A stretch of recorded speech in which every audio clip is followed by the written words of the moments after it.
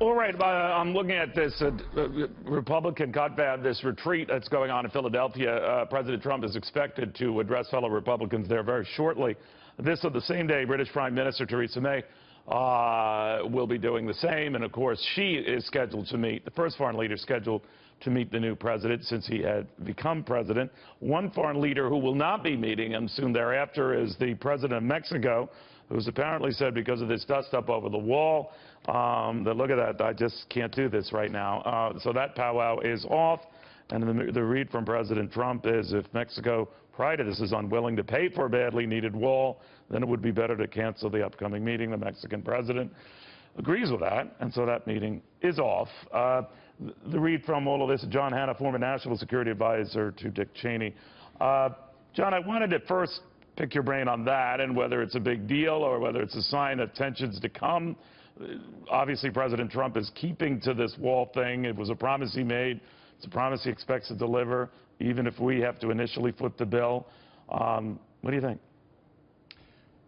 Well, I'd underscore that last point you made, Neil, that there is a real importance and value to the fact that you've now got an American president who's made promises to the American people, and he's actually carrying those out. I think that really does begin to attack this dangerous cynicism that exists amongst a large part of the American people now about the Washington establishment.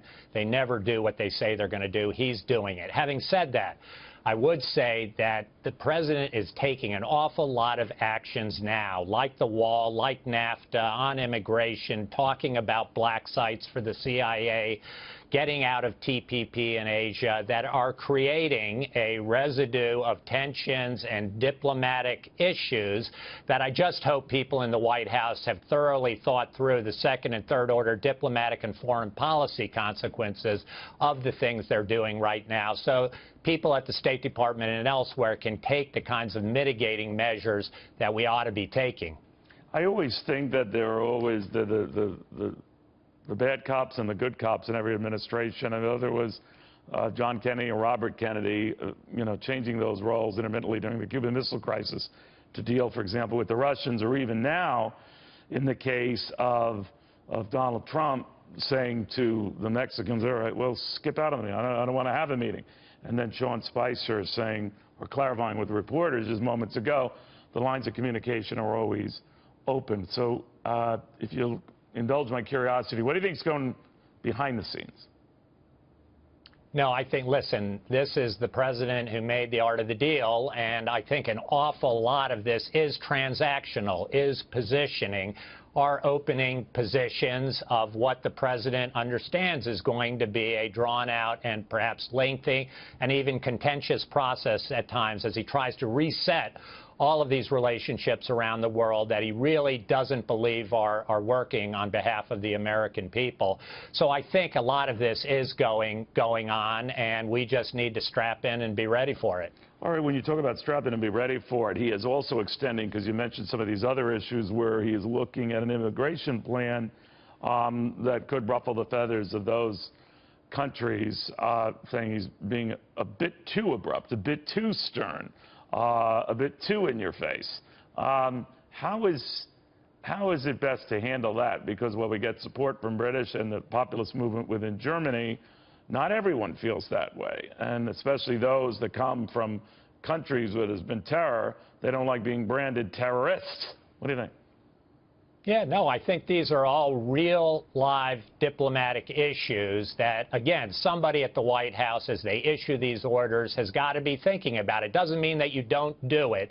It just means, have you reached out to the French already? Have you spoken and prepared with the Germans, with any of our Arab and Islamic allies, that this is coming down the pike? This is what it means. This is what it doesn't mean. Here's what we're trying to achieve. And just mitigate the inevitable bumps that are going to arise out of this. It can be better or it can be worse. And the diplomacy to all of these domestic actions that we're taking to protect the American people really needs to be thought about, especially at a time where you still don't have a Secretary of State in place at the State Department with his own team that's loyal to the president, actually carrying out and conducting the foreign policy of the United States. The only thing I could see maybe is a little different here, John, and you can educate me here, is he's doing everything he said he was going to do. Some countries might express surprise. Sometimes you might say cynically in this world, we find that hard to believe when a politician comes into office and starts acting on even his more controversial promises. And everyone seems stunned, but it's not as if he didn't telegraph this. Yeah, no, I agree entirely. Both at home and abroad, people shouldn't be surprised that the president is actually beginning to do some of the things he said he was going to do.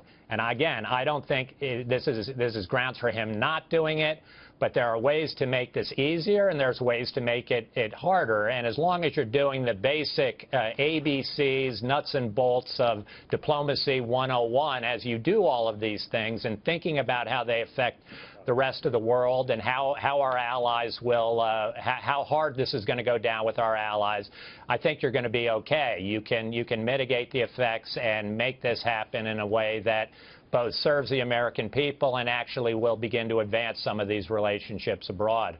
John Hanna, thank you for your patience with all this breaking news. We were going to talk about a lot of other stuff, and then this sort of popped up along the way. Former National Security Advisor to Vice President Dick Cheney.